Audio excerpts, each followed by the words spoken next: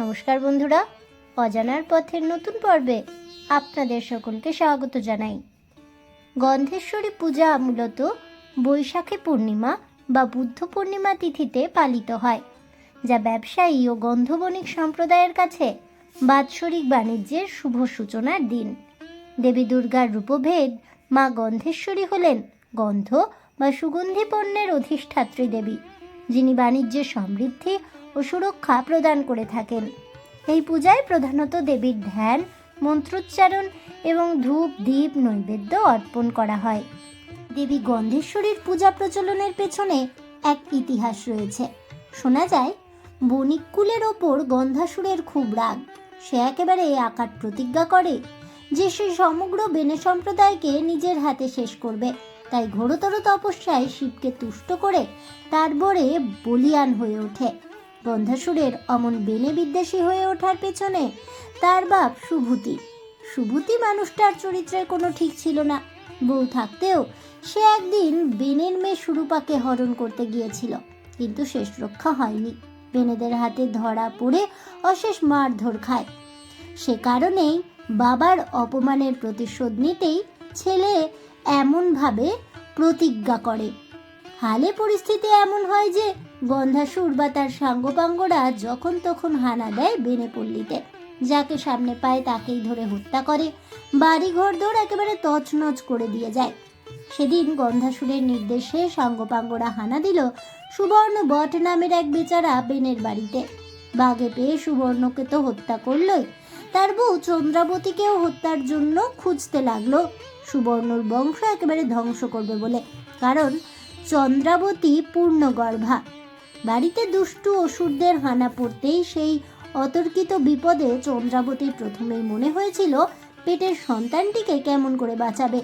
আর অন্য কোনো উপায় না করে মানসিক অবস্থাই তার ছিল না। ফলে তক্ষুনি সে খিড়কি দরজা দিয়ে বেরিয়ে ছুটতে ছুটতে পল্লী শেষের অরণ্যে গিয়ে প্রবেশ করে।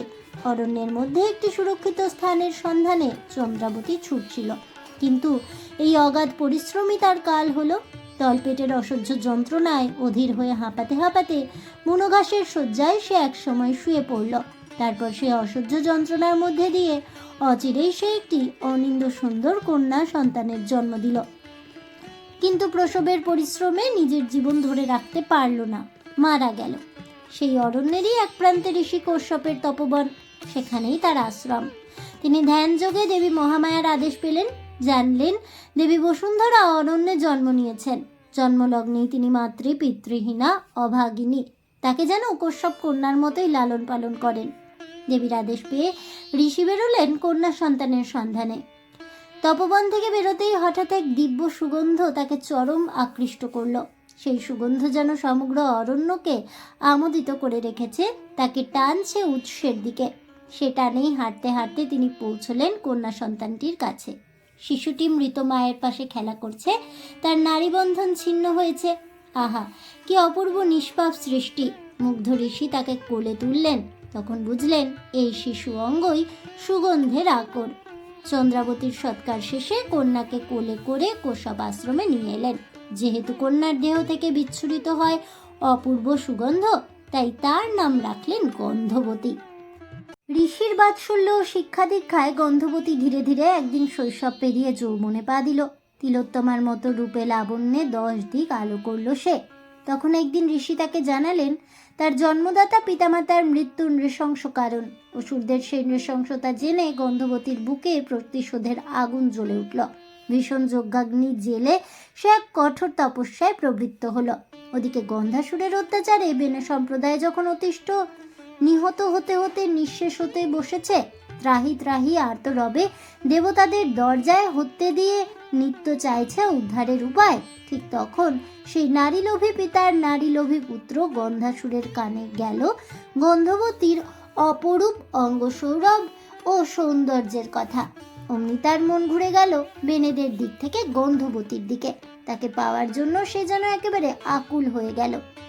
সাঙ্গপাঙ্গদের নিয়ে সঙ্গে সঙ্গে হাজির হলো ঋষি কশ্যপের আশ্রমে। হ্যাঁ, তুলে নিয়ে যাবে বলে সে এসেছিল বটে, কিন্তু ধ্যানমগ্ন গন্ধবতীকে সাক্ষাৎ দেখে সে মোহিত হয়ে গেল। তাই প্রেমের কথায় বশীভূত করতে চাইল, কিন্তু না, তাতে গন্ধবতীর ধ্যান ভাঙলই না। প্রেমের জাল ব্যর্থ হতেই সে ভয় দেখাতে শুরু করলো। তাতেও গন্ধবতীর ধ্যান ভাঙল না। এবার গন্ধসুর ধৈর্য হারালো। বারবার দুবার ব্যর্থ হতেই তার মাথায় আগুন জ্বলল। সে টেনে হিচড়ে নিয়ে যাওয়ার জন্য তেড়ে গিয়ে ধরল গন্ধবতীর চুলের মুঠি, কিন্তু প্রাণপণ টেনেও সে গন্ধবতীকে এক চুলও নড়াতে পারল না, ধ্যানও ভাঙাতে পারল না। টেনে নিয়ে যাওয়া তো দূরের কথা, অসুরকৃত অপমানে গন্ধবতীর ধ্যান না ভাঙলেও নারীর অপমানে অসম্ভব রুষ্ট হয়ে ধূমায়িত হয়ে উঠল যজ্ঞকুণ্ড। ঢেকে ফেলল সমস্ত চরাচর। সেই জগৎব্যাপী ধূম দেখে ভয় পেয়ে গেল অসুর দল। গন্ধবতীর কেশ ছেড়ে গন্ধাসুর হতচকিত হয়ে দূরে গিয়ে দাঁড়ালো। তখন যজ্ঞকুণ্ডের ধূম বিদীর্ণ করে আকাশব্যাপী এক জ্যোতির্ময়ী দেবীর আবির্ভাব হলো। তার চতুর্ভুজের সমুজ্জ্বল অস্ত্রমালা, তিনি সিংহবাহিনী। এবার গন্ধবতীর ধ্যান ভাঙল। সম্মুখে আবির্ভূতা দেবীকে সে প্রণাম করে বন্দনা করতেই দেবী তাকে অভয় দিয়ে রোষনয়নে তাকালেন গন্ধাসুরের দিকে। গন্ধাসুর প্রতি আক্রমণের জন্য প্রস্তুত ছিল।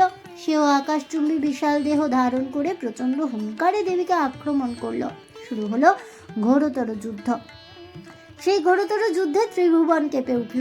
দেবতারা ছুটে এলেন আকাশ পথের ধারে সেই ভয়াবহ যুদ্ধ দেখতে। অসুরেরা অজানিত ভয়ে লুকিয়ে পড়ল অন্তরালে। মানবেরা দেবতাদের শরণ নিল। বণিক সম্প্রদায় করজোড়ে প্রার্থনা করতে লাগলো যাতে দেবী চিরতরে তাদের গন্ধাসুরের অত্যাচার থেকে রক্ষা করেন। আর দেবতারা পরমেশ্বরের কাছে প্রার্থনা করলেন দেবীর বিজয় চেয়ে।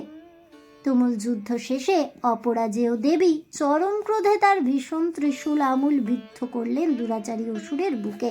সেই কাল সদৃশ ত্রিশূলের আঘাতেই মৃত্যু হলো গন্ধাসুরের। তার প্রাণহীন বিশাল দেহ পতিত হলো পৃথিবীর বুকে। মাটির ভার লাঘব করতে দেবী অসম্ভব রোষে তাকে তুলে নিক্ষেপ করলেন সমুদ্র বক্ষে। নিদারুণ ক্রোধে দেবী তখনও পাগল প্রায়। তাই ব্রহ্মা বিষ্ণু মহেশ্বর সহ সমস্ত দেবতারা তক্ষুনি দেবীর সম্মুখে ছুটে এসে করজোড়ে দেবীর পূজা শুরু করলেন।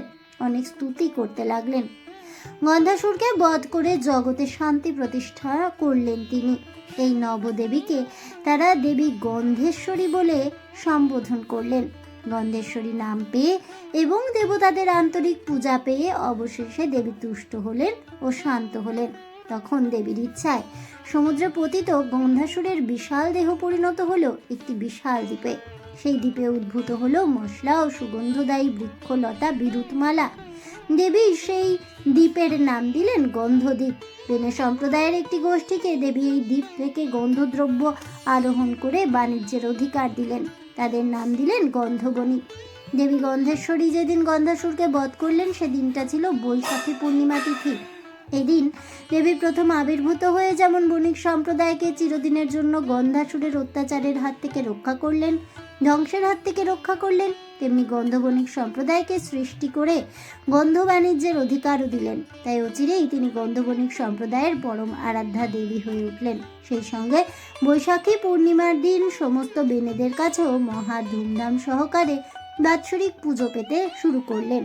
আর এভাবেই প্রতি বছর বৈশাখী বুদ্ধ পূর্ণিমার দিনে বেনে সম্প্রদায়ের কাছে অর্থাৎ বণিক সম্প্রদায়ের আরাধ্য দেবী দেবী গন্ধেশ্বরী প্রতি বছর বাৎসরিক পুজো পেয়ে থাকেন, যা আজও একেবারে অটুট রয়েছে।